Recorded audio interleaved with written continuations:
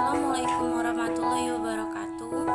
Nama saya Aisyah Wulandari, MPM 2003-02-2004 dari kelas B, Program Studi S1 Perbankan Syariah, Fakultas Ekonomi dan Bisnis Islam di Institut Islam Negeri Metro Lampung.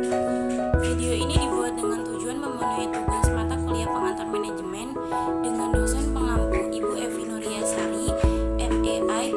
Dalam video kali ini, saya akan membahas materi yang berjudul proses penyusunan perencanaan.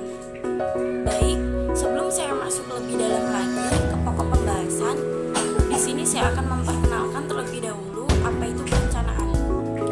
Perencanaan adalah suatu proses penentuan hal-hal yang ingin dicapai, tujuan di masa depan, serta menentukan berbagai tahap diperlukan untuk mencapai tujuan tersebut. Sebagai sesuatu kegiatan yang terkoordinasi untuk mencapai tujuan tertentu dalam kurun waktu tertentu. Jenis rencana, di sini ada dua tipe utama rencana. Yang pertama, rencana strategi. Rencana strategi dirancang memenuhi tujuan-tujuan organisasi yang lebih luas. Perencanaan suatu organisasi yang menentukan strategi atau arahan dalam waktu jangka panjang yang digunakan sebagai dasar dalam mengambil keputusan untuk mengalokasikan sumber daya termasuk modal dan sumber daya manusia dalam mencapai tujuan yang diinginkan. Yang kedua yaitu rencana operasional. Rencana operasional yang menguraikan lebih terperinci bagaimana rencana strategi yang akan dicapai. Perencanaan yang memusatkan perhatiannya pada operasi sekarang atau jangka pendek dan terutama berkenan dengan tujuan mencapai efisien. Rencana operasional termasuk bagian dari rencana strategi. Di sini saya akan menyebutkan 4 beberapa tokoh yang mengemukakan atau mendefinisikan pengertian perencanaan. Di tahun 2000, Robin et al. Mengemukakan yaitu planning is a process to defining the organization, objective or goals, establishing an overall strategy for achieving their goals, and developing and comprehensive and hierarchy of planning to integrate and coordinate activities. Yang artinya, mengemukakan perencanaan adalah proses yang mendefinisikan tujuan atau sasaran organisasi, menetapkan strategi keseluruhan untuk mencapai tujuan tersebut, dan mengembangkan rencana yang komprehensif untuk mengintegrasikan dan mengkoordinasikan.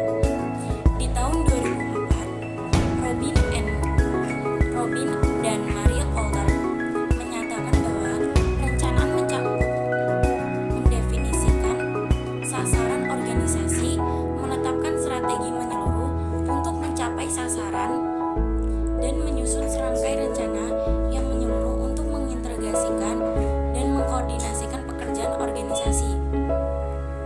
Perencanaan yang menyangkut hasil, apa yang harus dikerjakan, dan sasaran, bagaimana cara melakukannya. Di tahun 2006, menurut Delft, perencanaan merupakan tindakan untuk menentukan tujuan organisasi dan apa yang dibutuhkan untuk mencapainya. Di tahun 1996, bahwa perencanaan adalah suatu jenis pembuatan keputusan untuk masa depan yang spesifik dan dikendaki oleh manajer bagi organisasi mereka. Selanjutnya di tahun 2006, Hasbun telah mengungkapkan pentingnya perencanaan, yaitu tanpa perencanaan berarti tidak ada tujuan yang ingin dicapai. Tanpa perencanaan tidak ada pedoman pelaksanaan sehingga banyak pemborosan.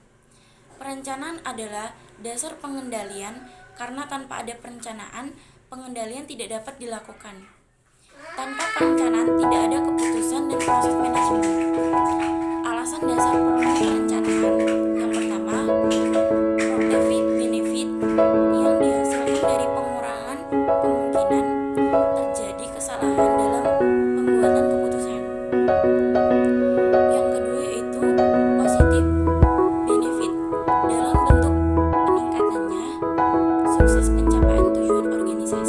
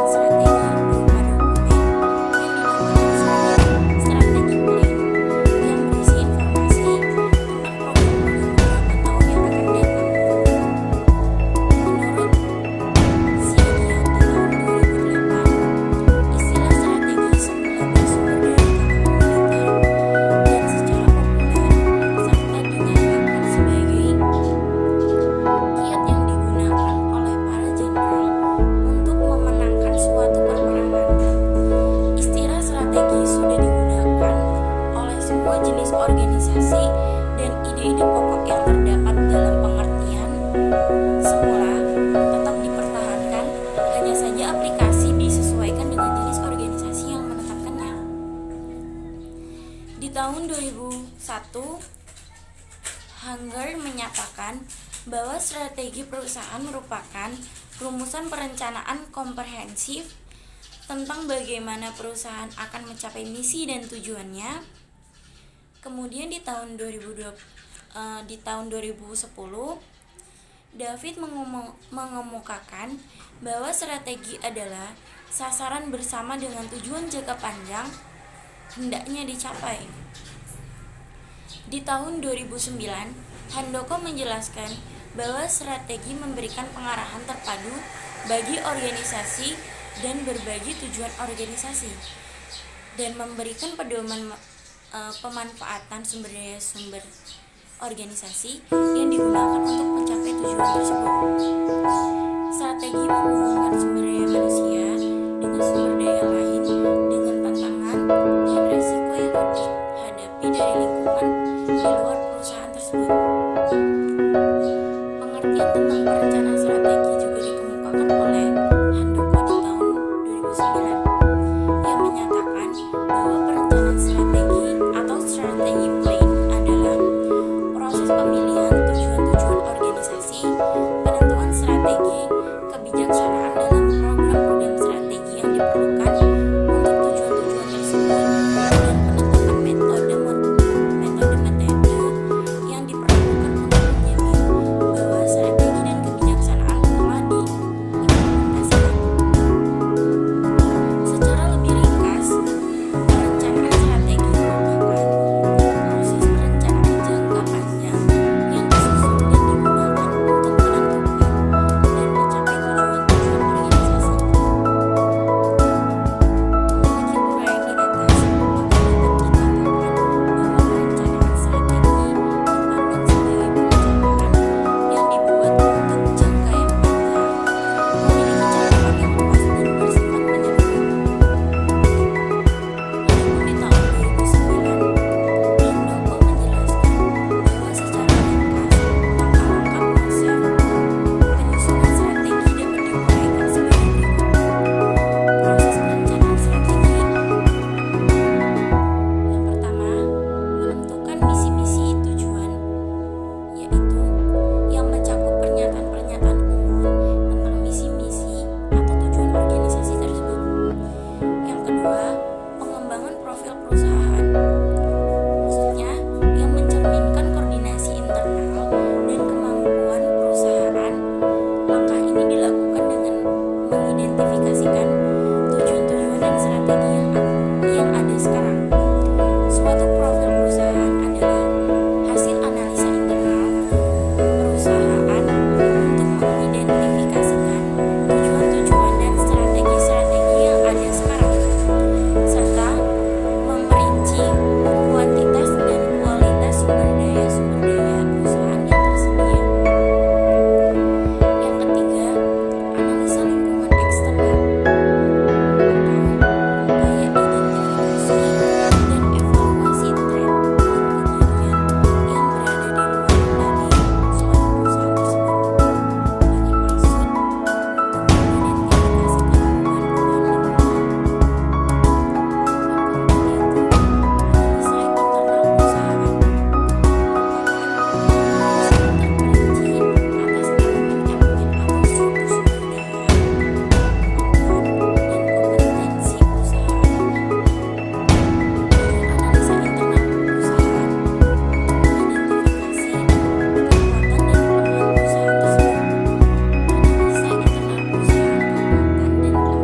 perusahaan, analisis ini dilakukan dengan membandingkan profil perusahaan dengan lingkungan eksternal.